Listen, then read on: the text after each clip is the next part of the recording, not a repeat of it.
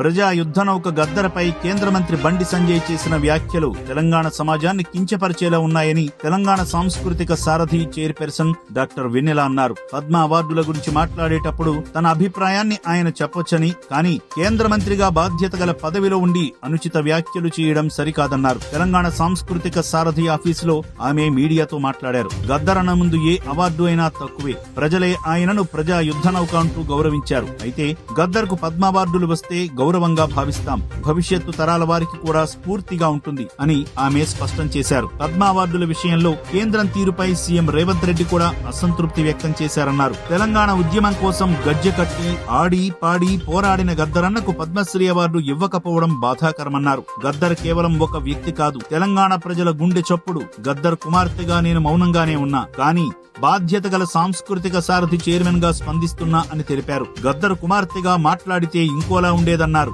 గద్దర్కు పద్మ అవార్డులు ఇవ్వబోమని బండి సంజయ్ అన్నారు. ఎందుకివ్వరు? ఆ అవార్డులను బీజేపీ నేతలు ఇంట్లో నుంచి ఇస్తున్నారా అని వెన్నెల ఫైర్ అయ్యారు. బీజేపీ కార్యకర్తలను గద్దర్ చంపించారని అన్న బండి సంజయ్ ఆధారాలతో నిరూపించాలని, లేకపోతే క్షమాపణలు చెప్పాలన్నారు. గతంలో బీజేపీ అగ్రనేతలెందరో గద్దర్ను కలిశారని గుర్తు చేశారు. ఒక గొప్ప వ్యక్తి గురించి చనిపోయిన తర్వాత ఇలా మాట్లాడటం దారుణమన్నారు.